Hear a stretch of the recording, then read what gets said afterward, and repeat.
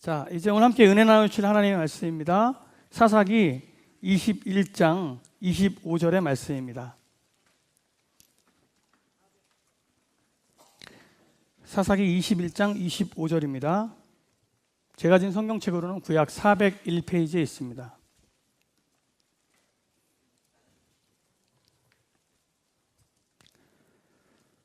자, 우리 한 절의 말씀이니까 한 목소리로 함께 좀 읽었으면 좋겠습니다. 시작. 그때에 이스라엘에 왕이 없었으므로 사람이 각기 자기의 소견에 옳은 대로 행하였더라. 아멘.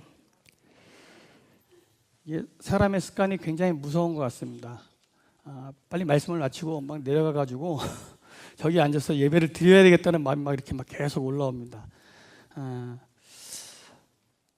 굉장히 어색하죠, 그죠? 이게 내려갔다가 올라왔다 이런 좀 이렇게 드라마틱한 일들이 있어야지 보는 분들도 좀 지루하지 않을 텐데, 똑같은 사람이 계속 서서 찬양하고 또 말씀 나누고 광고하고 또 설교하고 이것도 주의 은혜인 줄로 믿습니다. 자, 우리 옆 사람과 좀 저를 따라서 이렇게 인사했으면 좋겠습니다.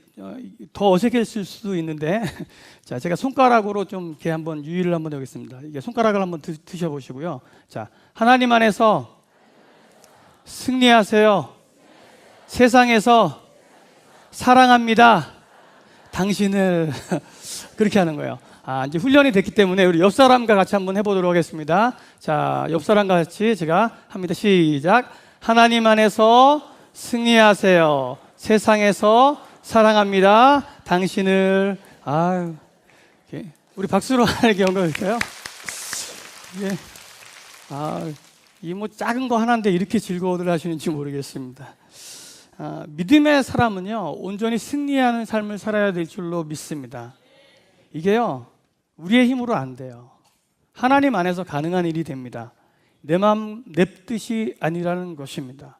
온전히 주님께 붙들린 인생이 살기를 주님의 이름으로 축복을 드립니다.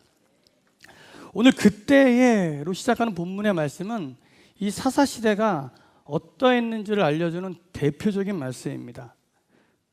한마디로 지들 마음대로 살았다는 것입니다. 자기 마음대로, 자기 생각나는 대로, 지 옳은 대로 그렇게 행했다는 것입니다. 이 사사기의 내용은 우리가 너무나 잘 알고 있습니다. 이 모세를 대신한 여호수아가 죽고 그 세대의 사람들도 죽자 그 이후에 일어난 다음 세대가요, 여호와를 알지를 못했어요. 그리고 여호와께서 행하신 일도 알지 못하였더라 라고 여호수아 2장 10절은 우리에게 말씀합니다. 그리고 나서 이스라엘이 그러면 안 되지만 악순환의 역사가 계속 반복이 되는 거예요. 죄를 짓고 고난을 당해요. 핍박을 당해요. 그러면 하나님께 부르짖어요. 하나님 살려주세요. 그러면 하나님이 한 선지자를 세워서 이스라엘을 또 구원해 주십니다. 그러면 어떻게 해야 돼요? 돌이키고 잘 하나님 믿고 살면 되잖아요. 근데 이스라엘 백성들이 어리석게 또 죄 짓고 또 핍박당하고 또 부르짖고 또 하나님 살려주시고, 이 일을요 지루하게 반복을 하는 거예요. 지루하게. 오늘 이 말씀을 통해서요, 저는요 이 호세아서의 말씀이 생각났어요. 이 4장 6절에 호세아가 이렇게 얘기합니다. 내 백성이 하나님을 아는 지식이 없어서 망하는도다, 이렇게 얘기를 합니다. 기근이 아니라는 거예요. 전쟁이 아니라는 거예요. 하나님의 말씀이 없어서 하나님의 말씀을 잘 청종하면 되었을 것을 그렇게 하지 못하기 때문에 백성들이 망하였다라고 이야기한다는 것입니다. 그때에, 본문 처음 그때에 바로 이 일들이 계속적으로 이렇게 진행되었다는 것입니다. 비단 이 문제는요, 이스라엘 사사시대의 문제만은 아닙니다. 지금 오늘을 사는 우리에게도 동일하게 적용이 된다는 거예요. 삶이 어려워서 힘든 게 아니에요. 자식 새끼가 속을 썩여서 그게 힘든 게 아니에요. 나라가 힘들고 어려워서 힘들 게 아니라는 것입니다. 오늘 하나님의 말씀이 우리 가운데 없고 하나님의 말씀을 청종하지 않기 때문에 우리가 이 지경까지 놓이게 된 것이라는 것입니다. 오늘 사사기는요, 이런 반복되는 죄의 문제들이 악순환되면서 지금 이 자리에까지 오게 된 것이에요. 그 시대가 얼마나 참혹했는지 마지막 사사였던 이 삼손 이후 17장 이하의 말씀을 보면 와, 그 시대의 적나라한 실상을 우리가 보게 됩니다. 미가라고 하는 한 사람이 어머니가 살고 있었어요. 근데 금방 그 집에 도둑이 들어서 어머니가 가지고 있던 큰 돈, 그 돈이 없어진 거예요. 그러니까 어머니가 이 가지간 놈, 죽을 놈, 막 온갖 저주를 다 퍼붓습니다. 근데 알고 봤더니 이 돈을 훔쳐간 사람이 아들 미가예요. 그거 어떻게 해요? 이 사실을 어머니가 그렇게 기도하고 막 하는 걸 듣고 좀 찔렸나 봐요. 그래서 이 미가가 회개를 합니다. 돌이켜 어머니 사실은 제가 이랬어요 라고 얘기를 합니다. 그러니까 이 미가 어머니가 하나님께 감사하면서 우리 아들 복 받을지어다 이러면서 그 찾은 돈의 일부로 신상, 우상을 만들어요. 뭔가 이상하잖아요, 그죠? 지금 하나님을 섬기는 백성인데. 그리고 더 이상한 것은 왜 그런지 모르겠어요. 마침 그때에 그곳을 지나가던 레위인이 있었는데 이 사람이 레위인임을 안 이 미가가요, 그 사람을 사설 목사로 세워요. 자기 집에 제사장으로 딱 앉혀놓은 거예요. 아주 기가 막힌 일들이 지금 이 시대에 일어나고 있다는 것입니다. 그 즈음에 또 어떠한 일들이 일어났냐면 그때의 이스라엘 백성들 지파들이 땅을 이렇게 나눠 가졌잖아요. 단이라고 하는 지파가요 변변한 땅이 없는 거예요. 원래는 블레셋 지경에다가 땅을 이렇게 주었거든요. 근데 우리가 잘 알듯이 이 블레셋 지방의 사람들이 너무 센 거예요. 그러니까 땅을 얻지를 못했어요. 그래서 전전긍긍하다가 나중에 어떤 땅을 얻냐면 라이스라고 하는 땅을 얻어요. 이 라이스라고 하는 땅은 신약에 와서 우리가 잘 아는 지역이에요. 가이사라 빌립보라고 하는 지역. 가이사라 빌립보에서 이렇게 베드로가 이제 신앙 고백한 바로 그 지역이에요. 그 지역의 땅을 얻게 됩니다. 얼마나 기뻐요. 그러면서 그 땅으로 이주해 가면서 어떤 일을 벌이냐면 이 에브라임 산지의 이 미가 집에 있는 제사장 레위를 데려가요. 그러면서 이 제사장뿐만이 아니라 그 만들어 놓은 신상까지도 이렇게 훔쳐갑니다. 이스라엘의 신앙이요 막 뒤죽박죽이 된 거예요. 이게 도대체 이게 어디로 튈지 모르는, 럭비공 딱 차면 도대체 어디로 튈지 모르잖아요. 그런 지형이 된 거예요.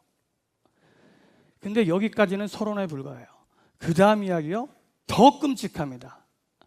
한 레위인이요 첩과 갈등하며 살았대요. 아내가 아니에요. 첩과 갈등하며 살았어요. 그러다가 이 첩이 도망을 가게 됩니다. 그러니까 이 첩을 찾으려고 레위인이 방방곡곡을 찾아다닙니다. 그러다 드디어 아침에 이 첩을 만났어요. 그래서 이 첩을 데리고 돌아오는 과정 가운데 있었는데 그만 이 첩이 이런 표현은 그렇지만 집단으로 성폭행을 당하고 죽게 됩니다. 너무 화가 난 거예요. 이 레위인이. 또 어떤 일을 행하냐 하면 이 죽은 시체를 12토막을 냅니다. 그러고 나서 각 지파에 뿌려버리는 거예요. 그리고 이 일이 동족 상잔의 비극이 되어서 끔찍한 사륙이 진행됩니다. 그때에 하나님의 말씀으로 백성들을 이끌어야 될 레위인의 삶이 이랬다는 거예요. 그 사명을 감당하지 못하던 때가 바로 그때라는 것입니다. 그때예요.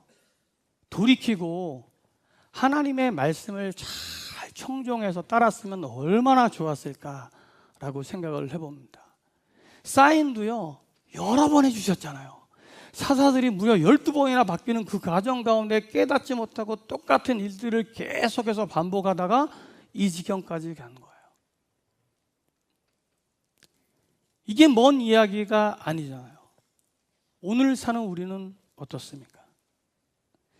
지금 살고 있는 오늘이요 그냥 우연히 된 게 아니라는 것입니다. 그때 또 다른 그때가 모여서 지금의 나를 만들고 이 자리에서 예배할 수 있도록 그렇게 한 것이라는 것입니다. 그때 잘해야 돼요. 그때 잘해야지 지금의 내가, 우리 교회가, 우리 나라가 잘 되는 거예요. 어찌 보면 우리의 삶은요, 매일매일이 그때예요. 그죠? 오늘도 그때예요. 지나가면 그때가 되는 거예요. 이 그때그때를 잘 살아서 오게 될 그때 하나님께 영광 돌리기를 주님의 이름으로 축복을 드립니다. 제가요, 곰곰이 생각해 봤어요. 아, 내가 지금 이 자리에 서게 된 것도 그때 그 일 때문이었구나 라고 하는 것들이 스쳐 지나갑니다. 제가 어렸을 때부터 교회 생활을 했는데 사역을 본격적으로 시작했다라고 하는 때가 88년도예요. 제가 여기 지휘자님하고 굉장히 밀접한 관계가 있습니다. 그때도 지휘자셨어요. 그럼 나이가 좀 나와요, 그죠? 88년도에도 지휘를 하고 계셨어요. 근데 88년도에 이렇게 나가시면서 갑자기 그 지휘하는 자리가 펑크가 펑 난 거예요. 아무것도 모르는데 제가 그 뒤로 들어갔어요. 제가요, 악전 사다 놓고 화성학책 사다 놓고 막 공부했던 기억이 막 있어요. 그리고 나서 제가 직장 생활을 하다가 95년도에 무려 그때 당시에는 휴가를 그렇게 뺄 수 있을지도 몰랐지만 무려 2주를 빼고서요, 우크라이나 선교를 떠났습니다. 그리고 나서 그 해에요. 그 해에 직장 생활 잘 하고 있는데 저희 친구가 전화가 왔어요. 1년에 한 번 정도 전화 많이 하는 친구인데 해필 그때 전화를 했어요. 그리고 뭐라고 얘기를 했냐면 나 수능 본다 이렇게 얘기했어요. 그 친구가 원래 문과 성향이 굉장히 시를 되게 잘 쓰고 그랬는데 이게 이제 집안에서는 이제 거기 가면 굶어 죽는다 이과 가라. 그러니까 이렇게 하다가 시험을 안 보고 보는 거예요. 학력고사를 안 본 거예요. 그리고 지나다가 뭐 군대 갔다 오고 뭐 이러다가 그때 시험을 본 거예요. 그리고 해필 저한테 전화를 했어요. 전화도 평상시에 그렇게 안 하던 놈이 나 오늘 시험 본다 딱 전화한 거예요. 근데요, 그 소리가요 여기를 막 두드렸어요. 이게 오전에 전화가 왔거든요. 제가 회사에 조퇴서를 딱 냈어요. 그리고 나서 제가 해화동에 있는 경신고등학교 출신인데 거기를 딱 왔어요. 무작정 온 거예요. 근데요, 그날이 수능 원서 접수 마감일이었어요. 제가 어떻게 할게요?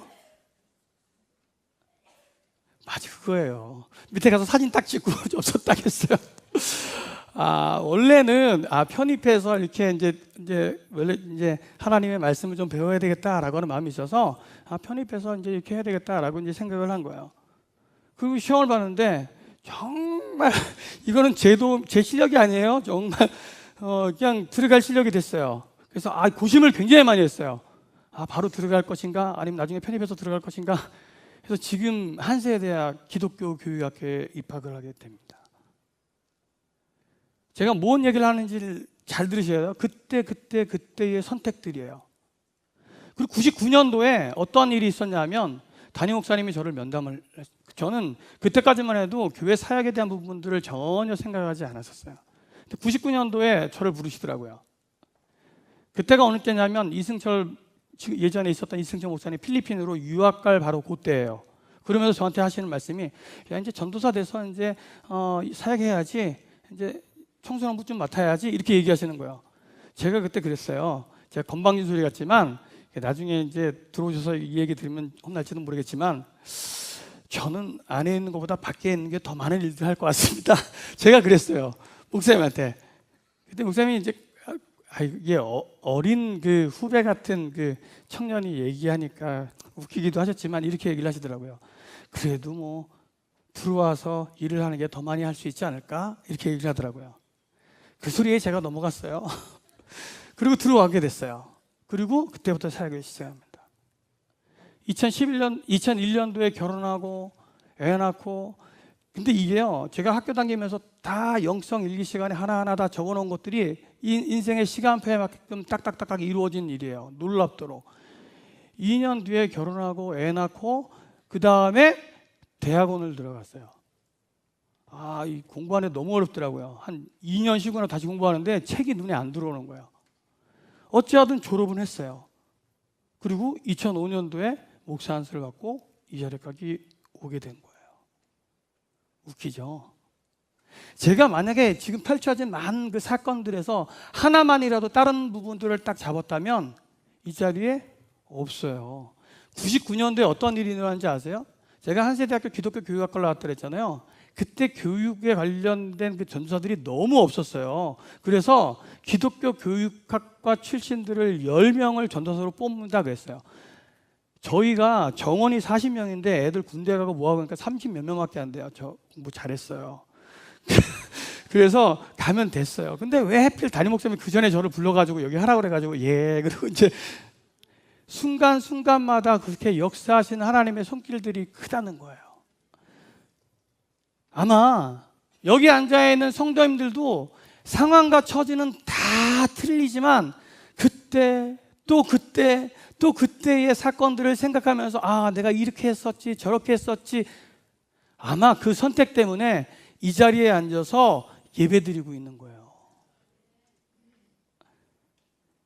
그때의 시간이 쌓여 지금의 나를 만들었다고 생각을 한다면 오늘 하루 바로 이때가 그때가 되어서 하나님 말씀 가운데 잘 살아서 나중에 오게 될 그 미래의 그때 있잖아요. 그때에 하나님께 영광 돌리는 삶이 되기를 주님의 이름으로 축복을 드립니다. 그렇다면 매일매일 그때를 어떻게 살 것인가 문제가 남잖아요. 오늘 말씀을 통해서요 잠시 묵상해 보도록 하겠습니다. 첫 번째는 이겁니다. 먼저 내 삶의 왕이 누구인지 물어보라는 거예요. 왕이 있어요. 지금은 대통령이라고 그러지만, 그러나 이 대통령만 있는 게 아니에요. 왕만 있는 게 아니에요. 왕이 있어요. 내 삶을 주관하고 다스리는 왕이 분명히 있다는 거예요. 성경은요, 우리가 창세기부터 이렇게 요한계시록까지 읽어오면 철저하게 왕 싸움의 이야기예요. 누구의 통치를 받을 것인가? 이 문제가요, 성경 처음부터 끝까지 지속이 됩니다. 그리고 이 가운데 내가 어떠한 결정을 택하는가라고 하는 문제들이 곳곳에서 나타나고 있습니다.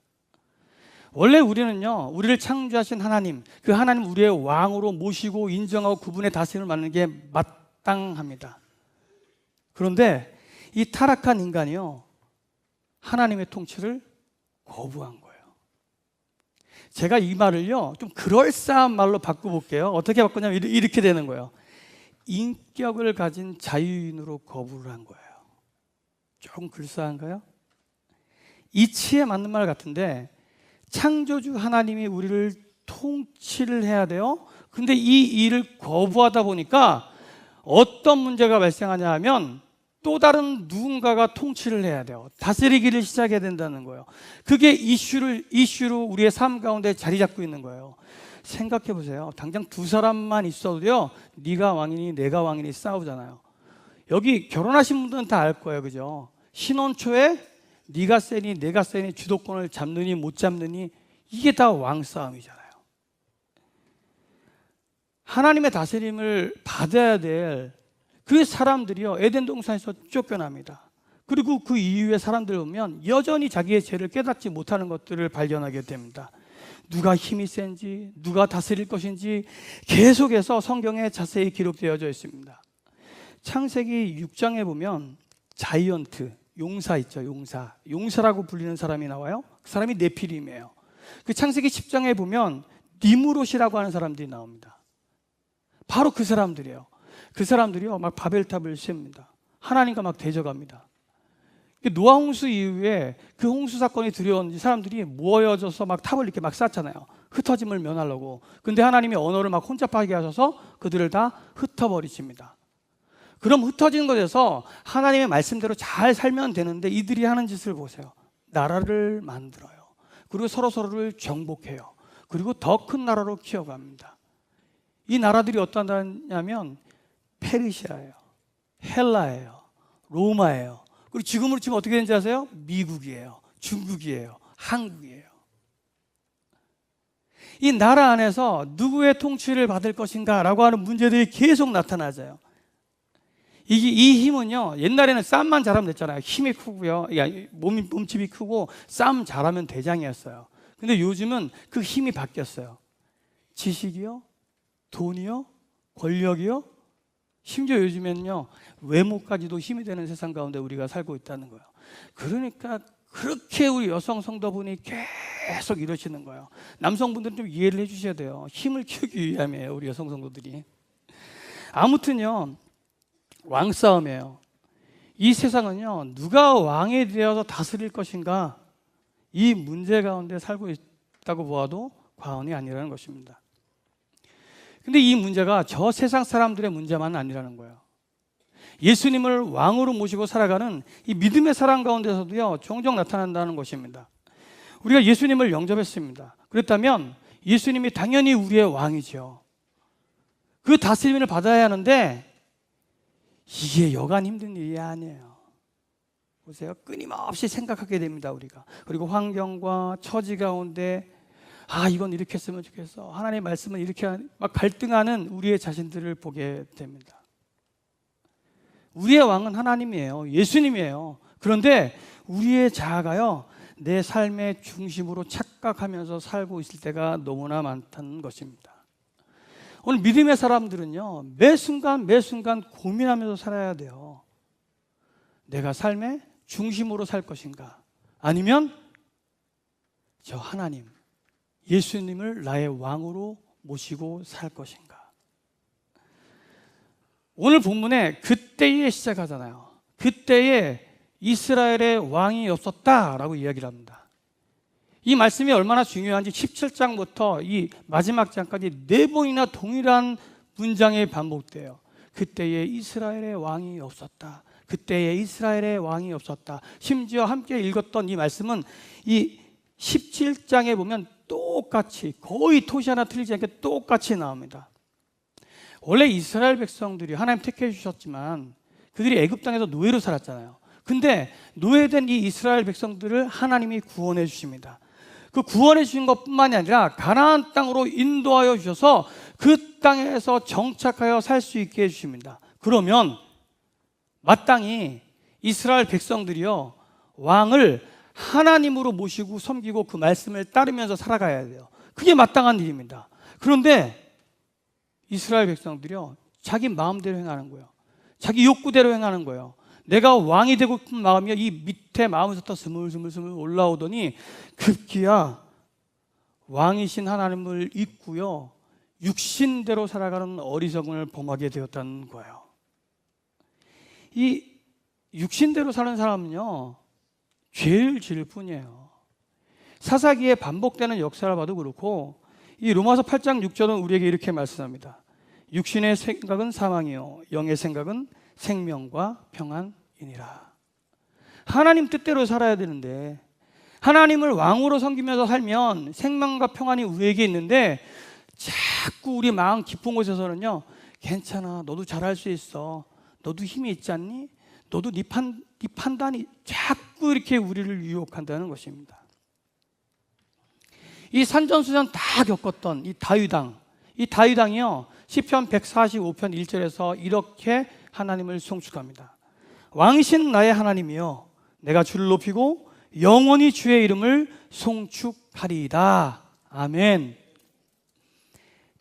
다윗왕이요, 하나님 마음에 합한 사람이었다라고 이야기할 수 있었던 이유는요, 하나님을 왕으로 모시고 살 바로 그때였다는 거예요.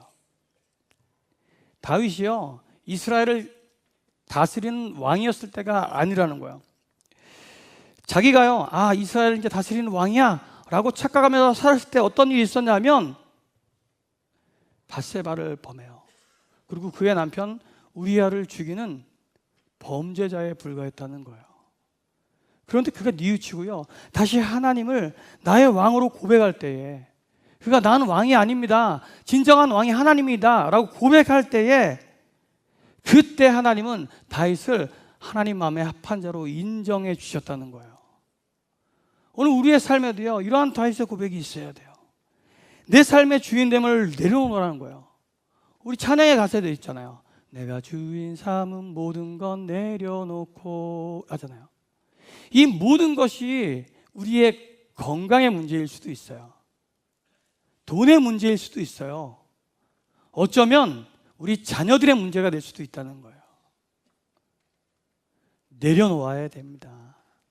내려놓아야 돼요. 그리고 왕 대신 하나님을 인정하면서 살아야 된다는 거예요. 왕이신 나의 하나님, 그분이요, 하나님임을 포기하면서 예수님으로 이 땅에 오셔서 가시면류관을 쓰시고 저 십자가 위에서 피를 흘리기까지 우리를 구원해 주신 사실을 잊지 말아야 된다는 거예요. 저 세상 사람들은요, 보통 왕이 쓰는 거는 금면류관이잖아요. 가시면류관을 씌우고 예수님을 조롱했지만 우리 믿는 사람들은 저 가시면류관을 통해서 우리가 구원받았구나, 저 예수님이 나의 진짜 왕이구나 라고 함을요 고백할 수 있어야 된다는 것입니다.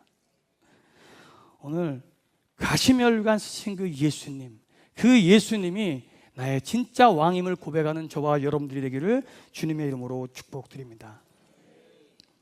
하나님과 나 사이의 힘겨루기를 이제 내려놔야 돼요. 하나님 앞에서는 힘을 빼는 게 승리하는 길입니다.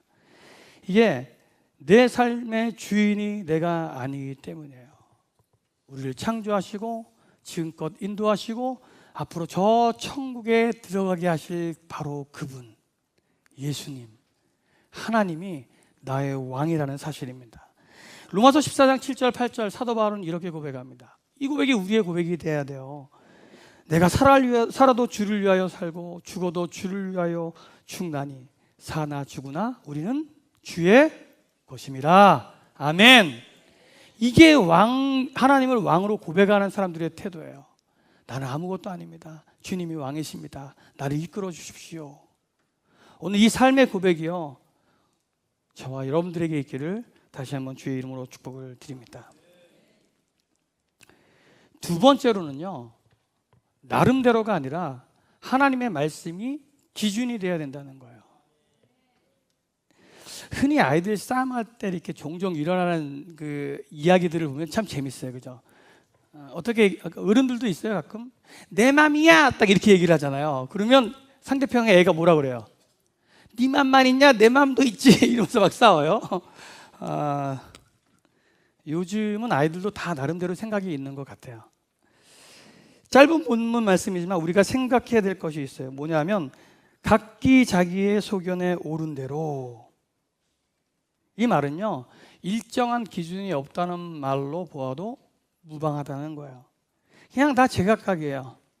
그냥 제각각 생각에 옳은 대로 행하면 그게 옳은 거예요. 이 말에는요, 여러 가지 뉘앙스가 느껴지는 것 같아요. 오늘하고 별반 틀리지 않아요. 철저히 개인주의가 느껴져요. 그냥 제각각에 제각각, 각기 그러잖아요. 제각각 좋은 대로 그렇게 살아가는 거예요. 집사님, 이 봉사 좀 했으면 좋겠는데. 아니에요, 저는 그거 말고 다른 거 했으면 좋겠는데요. 다 제각각이에요. 제각각. 자기가 원하는 것들 하려고 그러지, 자기가 불편하고 힘들고 희생하고 이건 좀 어려운 일인 것 같습니다. 그냥 자기의 소신대로 살다가 죽게 내버려 두라는 주의입니다. 요즘 어찌 보면 포스트 모더니즘을 살아가는 세대에 있어서 이게 그 말씀이 아닌가 생각해요. 각기 자기의 소견에 옳은 대로 다 생각이 있습니다. 그런데 이 말은요, 아까 얘기했지만 기준이 없는 삶을 사는 거예요. 도대체 뭐가 기준이 모르는 거예요. 군대에 갔다 오신 분들은 알겠지만 이 군대에서 제일 먼저 하는 게 있어요. 뭔지 아세요? 기준을 잡는 거예요. 기준 딱 그러면 그 기준을 중심으로 막 모입니다. 그리고 흩어집니다. 이거부터 해요. 그냥 내 말 따르라는 거예요. 저 사람이 기준이니까 그대로 뭉치고 그대로 흩어지라는 거예요. 기준이 없으면 어디로 모여야 될지 어디로 흩어야 될지 아무도 모르게 된다는 거예요.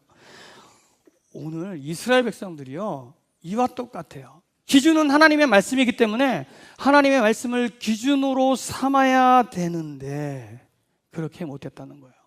그 앞서서 모세, 여호와서를 통해서도 이 동일한 말씀은요, 계속해서 지겹도록 반복이 되었어요. 다만 이스라엘 백성들이 그 말씀, 그 기준을 따르지 않았을 뿐이라는 거예요. 우리가 잘 아는 여호수아 1장 7절 8절 말씀만 봐도요, 잘 알 수 있어요. 제가 한번 읽어볼게요. 오직 강하고 극히 담대하여 나의 종 모세가 내게 명령한 그 율법을 다 지켜 행하고 우로나 좌로나 치우치지 말라.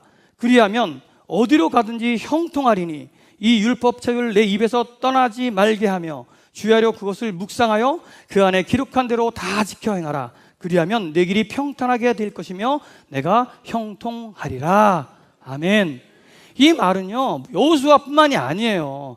모세 때부터 해서 계속해서 이스라엘 백성에게 들려준 말이에요. 이게 기준이다. 하나님이 기준이다. 하나님의 말씀대로 살아야, 계속해서 들려줬는데 그렇게 하지 못했다는 거예요. 오늘 우리의 삶 가운데도 하나님의 말씀이 기준이 되어야 됩니다. 이 기준과 방향이 얼마나 중요한지는 우리가 잘 알고 있습니다. 그러나 안타깝게 사사시대 사람들, 그 기준을 어기고 자기 마음대로 살았다는 것입니다. 그러니 문제가 발생하고 죄된 일들이 발생하는 건요, 너무나 당연한 일이에요. 그게 잘 됐다는, 그게 오히려 더 이상한 일이죠. 이런 이야기를 제가 책에서 읽었어요. 누군가 기름을 얻대요. 그런데 사람들마다 제각기 이야기 하더랍니다. 술을 좋아하는 사람한테 기름을 얻대요. 여기가 어디죠? 어떻게 가야 되죠? 물어보니까 그 사람이 이렇게 얘기하더랍니다. 저쪽 코너에 가면 호프집이 있고요. 호프집을 이렇게 돌아가면 오른쪽에 포장마차가 있어요. 포장마차에서 300m쯤 가면 바로 그곳이에요. 이렇게 얘기한답니다. 목사님이나 신부님한테 물어보면 어떻게 얘기하는지 아세요? 아, 예. 저기 교회를 지나서 200m쯤 가면 2층에 교회가 있고요. 그 교회를 지나면 바로 그곳이에요. 이렇게 얘기한대요. 우리 더하기를 쓰는 이 십자가 있잖아요. 이 십자가도 사람마다 제각기 반응을 보여요. 수학자는 이걸 보면서 어떻게 얘기해요? 아, 이거는 덧셈 표시다. 이렇게 얘기를 하잖아요. 그리고 목사님이나 신부님들은 십자가입니다. 이렇게 얘기해요. 산부인과 의사들은요. 아, 배꼽 같다. 이렇게 얘기를 해요. 교통경찰은요. 사거리입니다. 이렇게 얘기할 거예요. 다 틀리다는 거예요. 자기가 바라보는 그냥 자기가 바라보는 대로 제각기 얘기하는 그 관점들이 다 틀리다는 거예요. 기준이 있어야 된다는 이야기입니다. 오늘 믿음의 사람들에게도요, 기준이 있어야 되는데 각기 자기의 소견에 옳은 대로 살면 안 되는데, 오늘 하나님의 말씀이 기준이 되는 삶을 살기를 주님의 이름으로 축복을 드립니다. 우리가 잘 아는 말씀 시편 119편 105절 말씀은 이렇게 우리에게 증거합니다. 주의 말씀은 내 발의 등입니다. 내 길의 빛입니다. 얼마나 좋아요. 내가 가는 길마다 주님의 말씀으로 인도함을 받을 수 있다는 말씀이잖아요. 오늘 주님의 말씀이요, 다시 한번 우리를 온전히 이끌 수 있도록 그렇게 우리를 주의 말씀을 기준 삼고 사는 저와 여러분들이 되기를 원합니다. 묵자에 보면 이런 말이 있습니다. 무가머수 가머인이라는 말이 있어요. 이 말이 뭐냐면 물에 얼굴을 비치지 말고 사람에게 자기를 비추라는 말이 됩니다. 외모만 보는 게 다가 아니라는 거예요. 다른 사람을 통해서 자신을 비추어 볼 수 있어야 된다는 거예요. 그러니까 옛날에는 거울이 나지 않았잖아요. 그러니까 이제 흐르는 냇물을 보면서 자기 모습을 보는 거예요. 그러면서 이렇게 단장을 했겠죠. 그런데 이 단장하는 것은 외모일 뿐이라는 거예요. 다른 사람들의 모습을 보면서 그 사람을 통해서 자기의 얼굴을 볼 수 있어야 된다는 거예요. 제가 이 말씀을 이 경구를 보다가 그렇구나라고 생각을 했어요. 얼마 전에 이게 대부분 다 그래요. 이게 부부 안에서 싸움을 하면 도대체 이게 무슨 일 때문에 싸운지도 몰라요. 이게 생각이 안 난다는 것은 정말 사소한 문제였다는 거예요. 대부분 그런 거죠. 자녀의 문제들 아니면 심부름을 시켰는데 제가 심부름을 안 해서 짜증이 났다든지 아마 대부분 그런 문제일 거예요. 이제 그 일을 통해서요, 제가요, 위의 경구가 참 맞구나라고 생각을 했어요. 아무튼 이렇게 서로 이렇게 안 좋잖아요, 기분이. 그러면서 문득 아내의 얼굴을 봤는데 아내가 찌푸린 얼굴을 막 하고 있는 거예요. 그러면 그 얼굴을 보면서 제가 아이고 우리 아내 얼굴 이쁘네 이렇게 했어요? 똑같아요. 저도 얼굴을 찌푸리게 돼요. 바로 이거예요. 거울을 통해서 내 외모만 보지 말고 남의 상대방의 얼굴을 보면서 내 삶의 태도를 좀 이렇게 들여다 보라는 거예요. 지금 옆 사람의 얼굴 한번 보세요. 이렇게 한번. 맞아요. 그 얼굴이 바로 당신의 얼굴이에요. 근데 저는 이 경구에서요, 한 걸음 조금 더 나아가기를 원합니다. 제 직업이 목사이기 때문에 그래요. 무가머수 가머인이라 하는데 이 가머인의 인자를 저는 사람으로 오신 인자 예수님으로 생각해 봤어요. 그럴싸하죠, 그죠? 그러면 이 말 뜻이 어떻게 되는지 아세요? 인자이신 예수님께 우리의 삶을 비추어 보라는 거예요. 예수님이 기준이 되고 하나님의 말씀이 기준이 돼서 나를 비출 때 내가 비로소 하나님의 사람답게 살 수 있게 된다는 거예요. 거울을 보십니까? 이제 말씀도 보세요. 예수님을 보시라는 거예요. 오늘 예수님, 하나님 말씀이 분명한 기준이 되어서 우리의 삶을 이끌 수 있도록 우리를 내어드리는 저와 여러분들이 되기를 주님의 이름으로 축복을 드립니다. 간단하지만 마지막이에요. 이건 다 아는 말씀입니다. 뭐냐면 올바른 행동이 있어야 된다는 것입니다. 우리 딸 아이 방안에요, 이런 그림이 있습니다. 뭐냐면 고등학교 1학년 때 이제 숙제였다고 그러더라고요. 뭐냐면 가운데 구멍이 뚫려져 있잖아요. 시계를 만든 거예요. 그러니까 그래서 이제 그림을 그리고 시계 해가지고 이렇게 그림 만든 거예요. 근데 그 그림 안에 제가 평상시 우리 아이들한테 자주 하는 말이 거기다가 적어놨더라고요. 실은 저도 잘 못해요. 제가 아이들한테 뭐라고 얘기하냐면, 야, TTT 생각해. TTT 생각해. 자꾸 이렇게 해요. 이 첫 번째 T가 뭐냐면 think예요. 생각하라는 거예요. 그리고 두 번째 T는 talk예요. 말하라는 거예요. 생각했으면 말하라는 거예요. 그래야 내 것이 된다고. 그 다음에 마지막 세 번째는 try예요. 도전하라는 거예요. 시도하라는 거예요. 이게 사람마다요, 신중하게 생각하고 그것을 말하고 그것을 행하지 않는다면 아무것도 이룰 수 없음을 우리는 너무나 잘 알 수 있어요. 소용이 없어요. 특별히 아무리 좋은 생각과 다짐이 있다 할지라도 이것이 내 손끝에서 내 발끝에서 행함으로 나타나지 않는다면 아무것도 이룰 수 없음을 우리는 잘 알 수 있습니다. 공부 열심히 해야 되는 거 다 알아요. 우리 학생들도. 그거 모르는 애들은 하나도 없을 거예요. 안 하니까 공부 못하는 거예요. 아, 우리 애는 절대로 그렇지 않아요. 우리 애는 학원도 가고요, 이 밤새워서 막 이렇게 열심히 공부하는데 밤새워서 졸고 있는 거예요. 애가 공부하는 게 아니라. 열심히 일해야지 잘 살게 되면 우리는 잘할 수 있어요. 다 그런 이치예요. 세상의 이치가 다 똑같다는 거예요. 근데 이 일은요, 우리의 삶이 다하는 그날까지 계속 지속될 것이라고 우리에게 말씀합니다. 우리가 장례식에 많이 쓰는 말씀 있잖아요. 요한계시록 14장 13절 하반절에 이렇게 얘기합니다. 그들이 수고를 그치고 쉬리니 이는 그들의 행한 일에 따름이라 하시더라. 아무것도 행하지 않으면요, 우리가 기대할 수 있는 게 아무것도 없어요. 그렇잖아요. 우리의 모든 행동이 바른 행동이 돼야 돼요. 이게 실천하기도 어렵지만 이 실천한다고 해서 이게 맞는 행동인지 안 맞는 행동인지 이게 분간할 때가 참 어렵잖아요. 이게 우리 행동이요, 센스 있고 좀 올바른 행동이 참 되면 좋을 텐데 라고 하는 생각을 한번 해봅니다. 어느 노년의 부부가 싸웠답니다. 그 할머니 할아버지들도 싸우긴 하시나 봐요, 가끔. 그래서 노부부가 싸우신 거예요. 그러니까 이제 할머니가 입을 닫으신 거예요. 할아버지한테 전혀 말씀을 하지 않으세요. 때가 되면 밥상 차려서 할아버지 앞에다 놓습니다.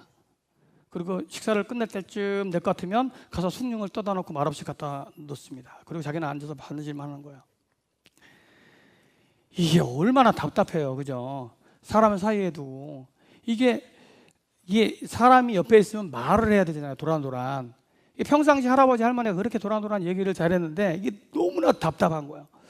야, 이게 도대체 어떻게 해서 우리 이 할머니의 마음을 풀고 그러니까 말을 할 수 있게 할까 막 고심합니다. 그래서 잠시 뒤에 할머니가 그 빨래들 있잖아요. 그 빨래들을 밖에서 갖고 와서 이렇게 해가지고 옷장에다 이렇게 놓는 거예요. 말없이 할아버지가 이렇게 바라보다가 할머니가 이제 옷장에다 옷을 다 집어넣고 나가시자 할아버지가 드디어 행동을 하기 시작합니다. 옷장에 가는 거예요. 그리고 뭘 자꾸 찾아요. 급기야 막 여기저기 막 이렇게 찾으면서 부산을 떨다가 옷을 막 내놓습니다. 하나둘씩. 그러니까 이 모습을 할머니가 보니까 어떻게 돼요? 저거 가만히 놔두면 또 내일이구나. 저렇게 어질러면 안 될 텐데 라고 생각이 든 거예요. 그래서 화가 나가지고 할아버지한테 이렇게 물어봤답니다. 아니 도대체 뭘 찾으시면 되거라? 딱 물어봤다는 거예요. 도대체 뭘 찾는데 이렇게 해집구었냐고 이렇게 물어본 거예요. 그래서 할아버지가 빙그레 웃으면서 이렇게 얘기했더랍니다. 이제야 임자 목소리를 찾았구먼. 참 센스쟁이 할아버지세요, 그죠? 아, 우리도 이런 센스만 있으면, 이런 정답에 가까운 행동만 할 수 있으면 참 좋을 텐데. 아멘이에요? 그럼 싸움을 먼저 하지 마세요. 세상도 그렇지만요, 믿음의 사람에게도요, 바른 행동이 있다는 거예요. 어떤 행동일까요? 위에 있는 할아버지처럼 뭐 센스가 있고 뭐 남을 섬겨주고 착하게 하고 정직한 행동, 그런 것들을 말하는 걸까요? 그런데 그렇게 우리가 행한다고 해서 그게 다 바른 행동들이 되느냐는 것은 또 다른 문제잖아요. 제가 고민이 들었어요. 아니, 하나님의 사람으로 저 세상과는 다르게 바른 행동이 우리의 삶 가운데 넘쳐나야 되는데, 뭐 마태복음 5장 16절에 보면 너의 착한 행실로 하나님께 영광을 돌리라고 하는데, 도대체 어떤 행동이 바른 행실이고 하나님을 기쁘시게 하는 행동일까 고민했어요. 그러다가 이 행동이라는 단어를 갑자기 거꾸로 딱 봤어요. 그리고 아, 이거구나 라고 생각했어요. 행동을 거꾸로 읽으면 어떻게 돼요? 해보세요. 뭐라고요? 동행이에요, 동행.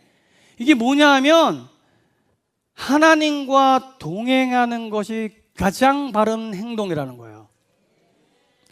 하나님과 함께 동행하는데 나쁜 짓을 할 수 있어요? 하나님이 옆에 있어요. 예수님이 옆에 있어요. 그런데 내 마음대로 내 뜻을 할 수 있다고요? 아마 그런 강심장을 가진 사람들은 아마 한 사람도 없을 거예요. 하나님과 동행함이 가장 바른 행동이에요, 우리에게는. 우리가 잘 아는 에녹 할아버지 있잖아요. 에녹 할아버지, 창세기 5장 24절 말씀에 이렇게 되어 있어요. 에녹이 하나님과 동행하더니 하나님이 그를 데려가심으로 세상에 있지 아니하였더라.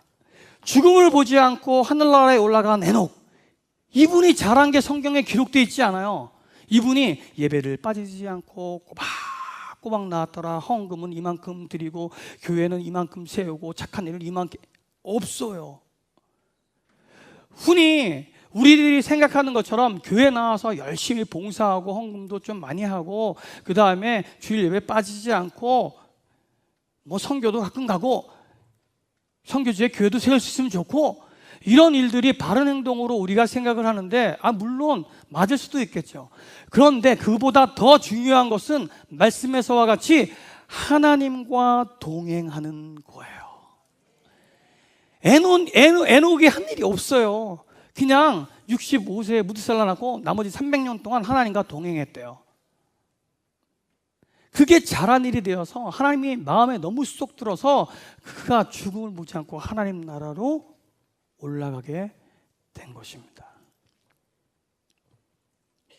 기억하셔야 돼요. 우리가 뭘 더 잘해서 하나님을 기쁘시게 할까요? 헌금을 갑자기 1,000만 원 하다가 1억을 하면 하나님이 기뻐하실까요? 오, 얘가 교회에 필요를 알고 헌금을 많이 했네, 이렇게 기뻐하실까요, 하나님이? 식당 봉사를 하고 여러 가지 헌신을 하고 교회, 오늘은 왠지 일찍 가고 싶은데 그래서 찬양 끝날 때쯤 오는데 갑자기 그냥 마음이 동해서 10시 45분에 와서 찬양을 드렸어. 나 바른 행동했어. 이런 것일까요? 진짜 바른 행동은요, 에녹을 통해서 배워야 돼요. 하나님과 동행하는 거예요. 신약에 예수님의 말씀을 토대로 생각해 보면 똑같아요. 담임 목사님이 평상시 말씀하시는 게 딱이에요. 요한복음 15장 포도나무 비유 있잖아요. 너희는 내게 붙어 있어라 라고 하는 거예요. 아이가요, 아버지 잊어버릴까 봐 아버지 손 꼭 붙잡고 가는 것처럼 그렇게 붙어 있기만 하면 돼요. 붙어 있어서 이것저것 막 하려고 이게 아니라 붙어 있으면 그냥 돼요. 붙어 있으면 위로부터 흘러내는 은혜가 하나님으로부터 우리에게 전달이 되어지고, 그 전달된 은혜에 감격하여서 그 은혜를 잊지 못해서 우리가 헌신하게 되고 봉사하게 되고, 그게 다 그렇게 돼야 돼요. 거꾸로 되니까 문제예요. 처음 은혜 받는 것 같아가지고 열심히 봉사하고 헌신하고 하다가 어떤 사람이 야, 이 교회는 너밖에 없다. 그러니까 그게 또 상처가 되어서 이제 나는 이 일 안 할래. 뭐 다 우리들 주변에 일어나는 일들이잖아요. 오늘 하나님과 동행하는 것이 가장 우선된 일임을 깨닫는 저와 여러분들이 되기를 주님의 이름으로 축복을 드립니다. 사사기의 역사를 보세요. 이 사람들이 하나님과 동행하였다? 없어요. 그저 어려움 당하고 핍박당할 때 하나님께 부르짖고 그 부르짖음에 하나님이 또 그냥 입술을 꼭, 뭐 성경에 그런 거 없지만 입술을 꼭 깨무시고 에휴 이놈 다시 도와주시고, 근데 또 죄짓고 또 부르짖고, 이게 왜냐하면 하나님과 동행하지 않았기 때문이에요. 하나님이요, 당신의 백성들이 죄짓고 어려움 당한다고 해서 야 이놈의 새끼야 한번 그 곤란한 겪어봐라, 어려움 겪어봐라, 이게 목적이 아니라는 거예요. 이 일들을 통해서 어찌하든 돌이켜서 하나님과 동행하게끔 만드는 게 목적이라는 거예요.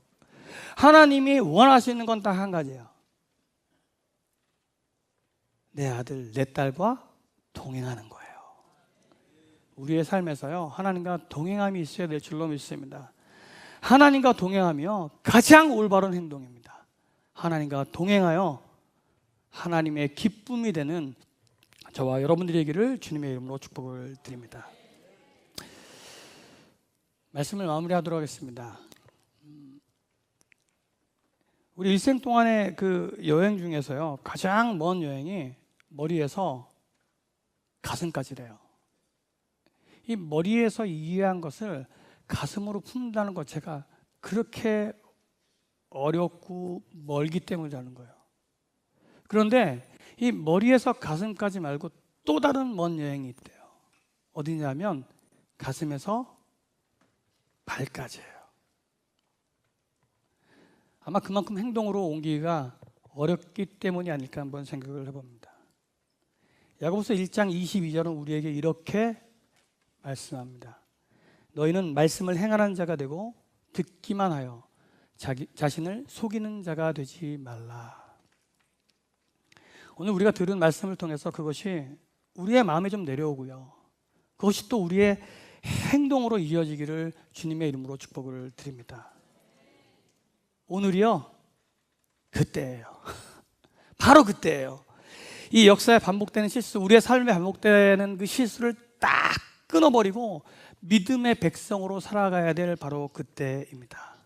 나의 왕, 나의 하나님, 그분을요 나의 삶의 중심으로 삼고 그렇게 주님과 동행하면서 그때를 주님 기뻐하시는 삶을 살아 다가올 내일의 그때에 찬란한 하나님의 영광을 누리길 주님의 이름으로 축복을 드립니다. 하나님은 우리 있는 모습 그대로 사랑하실 것입니다. 오늘 왕이신 나의 하나님이 나의 발걸음을 좀 인도해달라고 기도했으면 참 좋을 것 같아요. 하나님, 내 힘으로 안 됩니다. 내 생각에 옳은 대로 안 됩니다. 하나님의 말씀이 기준이 되고 하나님이 나의 왕이 되어줘서 내가 주님과 동행하기를 원합니다. 그렇게 결단했으면 참 좋겠습니다. 오늘 하나님의 가장 큰 소망, 하나님의 가장 큰 기쁨이 주님과 동행하는 거예요. 오늘 그 사실을 기억하면서 내가 우리의 삶에서 하나님과 동행하겠습니다, 주의 말씀대로 살겠습니다, 이렇게 믿음으로 좀 고백하며 기도하며 나가도록 하겠습니다. 함께 기도하며 나아갑니다. 주여, 주여, 주여. 할렐루야. 우리 하나님께 영광의 박수로 이 시간 귀한 예배의 문을 활짝 열겠습니다. 오늘도 이 시간 주님께서 주신 귀한 땅으로 가기를 원합니다. 주님께서 허락하신 귀한 은혜의 길을 걸어가기를 원합니다. 하나님께서 함께하여 주시기를 원합니다. 오늘도 이 시간 입술로 고백하며 주님께 예배하며 나가겠습니다.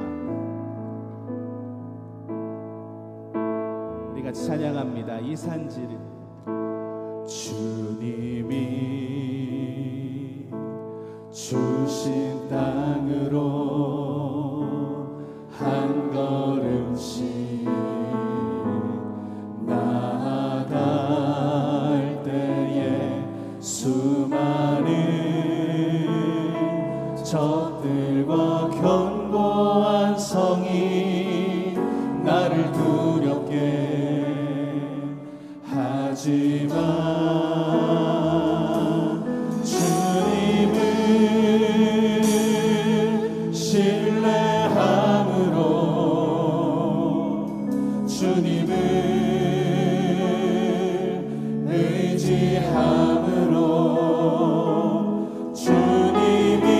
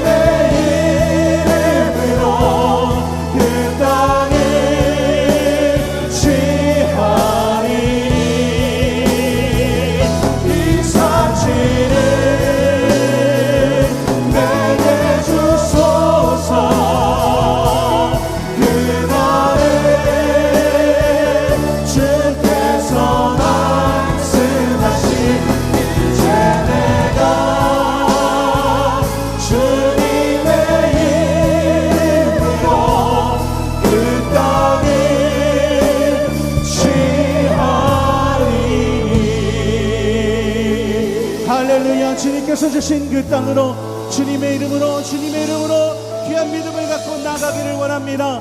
오늘도 이 예배 가운데 함께 하실 주님을 의지합니다.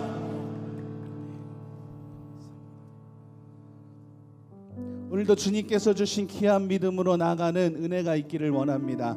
성령님이 함께 계심으로 주님 앞에 기뻐하며 외치는 귀한 은혜 시간이 되기를 원합니다.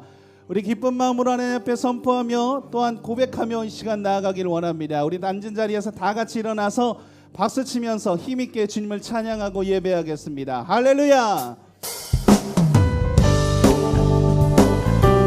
하나님, 오늘도 내가 매일 기뻐하기를 원합니다. 성령 하나님, 내 안에 계심으로 내 마음이 기뻐하기를 원합니다. 하나님, 나의 찬양을 받아주시고 오늘도 이 시간 함께하여 주시옵소서. 내가 매일 기쁘게 순례의 길에 가면 주의 팔이 나를 안보하며 내가 주의 품목을 받는 참된 비결을 주의 영이 내가 매일 기쁘게 순례의 길에 가면 주의 팔이 나를 안보하며 내가 주의 품목을 받는 참된 비결을 주의 영이 함께하리라.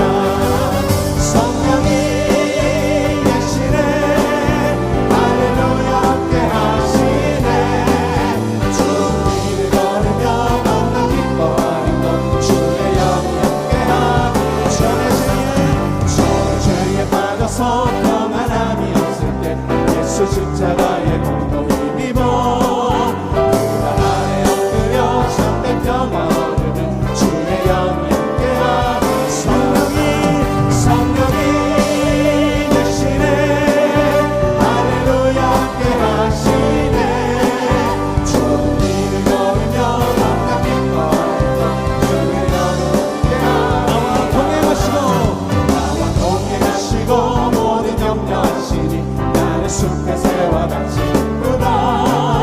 내가 기쁜 마음으로 주의 뜻을 행하는 주의 영이 함께하니 성령이 계시네 할렐루야 함께하시네 좋은 길을 걸으며 만나 기뻐하는 것 우리 3절 한번 더 찬양합니다. 나와 동행하시고 모든 염려하시니 나는 숲의 새와 같이 기쁘다. 내가 기쁜 마음으로 주의 뜻을 행하는 주의 영이 함께하니 성령이 계시네 할렐루야 함께하시네 좋은 길을 걸으며 만나 기뻐하는 것 주의 영이 세상 모든 욕망과 나의 모든 정욕은 십자가의 이미 못을 나갔네. 너는 밤이 지나고 무거운 짐 걷으니 주의 영이 함께하니 성령이 계시네 할렐루야 함께하시네 좋은 길을 걸으며 만나 기뻐하는 것 주의 영이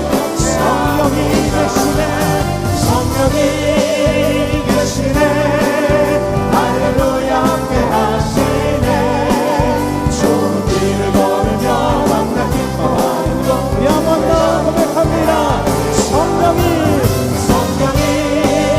계시네 할렐루야 함께하시네 좋은 길을 걸으며 만나 기뻐하는 것 우리 계속해서 생수의 강이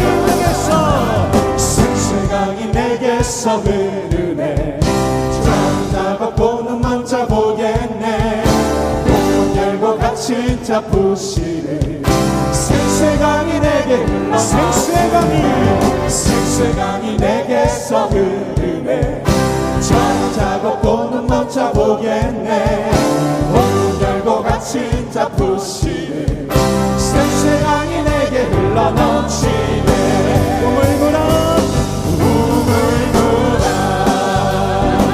솟아나라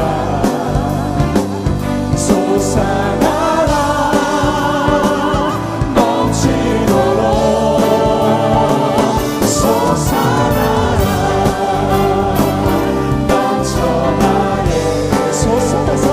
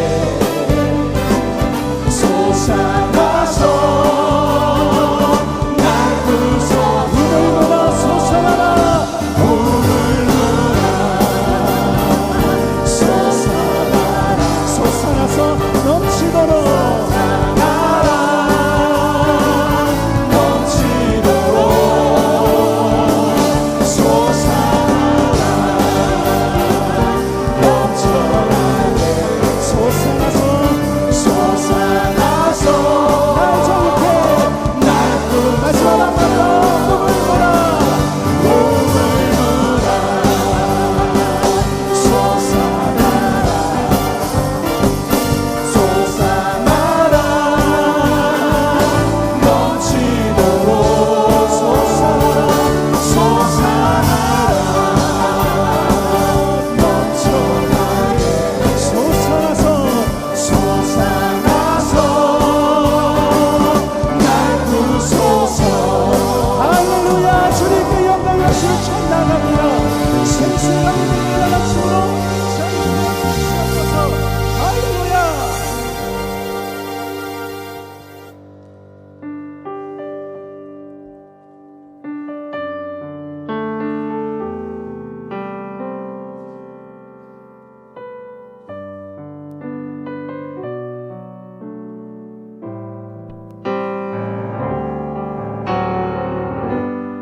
생수의 강이 흘러넘침으로 나의 눈이 열려 주님의 영광을 바라보기를 원합니다. 주님의 그 영광의 길에 함께 동행함으로 주님과 함께 기뻐하는 귀한 은혜가 있기를 원합니다. 우리 같이 고백함으로 시간 계속해서 주님을 예배하며 경배하며 나아가도록 하겠습니다.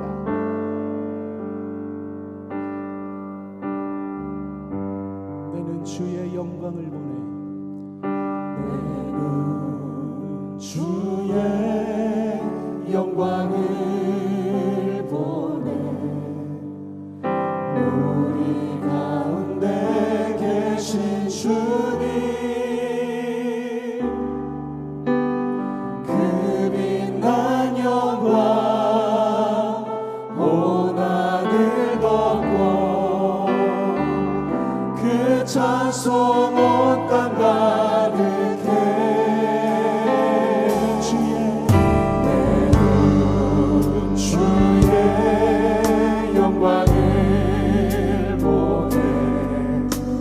찬송 가운데 서신 주님 주님의 얼굴을 온 세상 향하네 권능의 팔을 드셨네 주의 영광 이곳에 가득해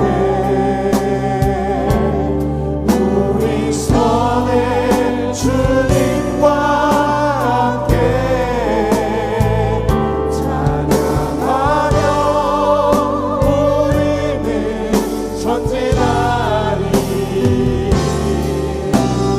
모든 열방 주 볼 때까지 우리 한 번 더 선포합니다.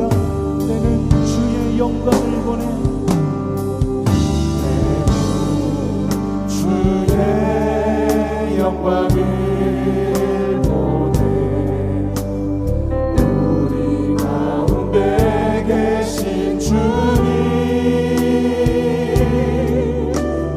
그 빛난 영광 온 하늘 덮고 그 찬송 온 땅 가득해 주의 영광 주의 영광을 보내 찬송 가운데 서신 주님 주님의 얼굴을 온 세상 향하네 권능의 팔을 드셨네 주의 영광 이곳에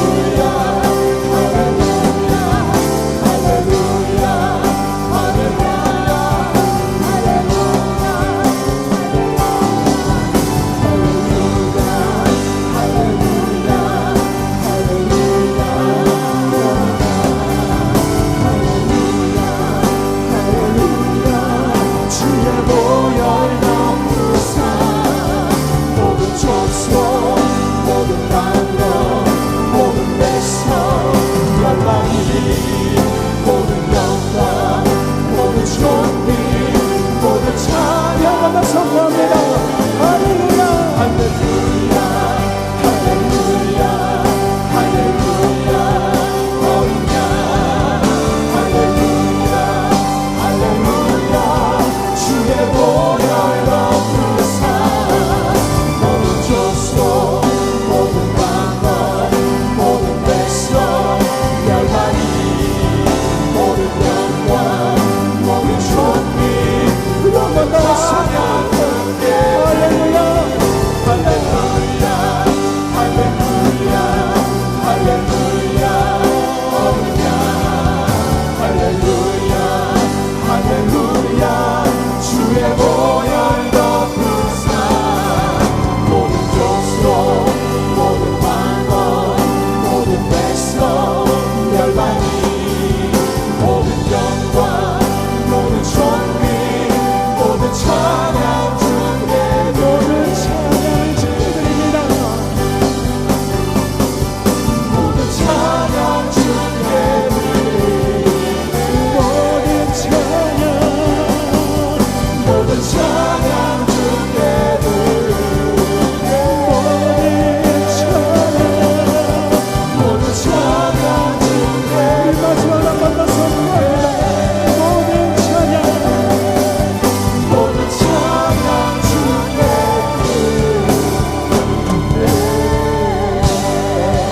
할렐루야. 주님께 모든 찬양과 영광을 올려드립니다. 주님 홀로 영광을 받아 주시옵소서. 할렐루야.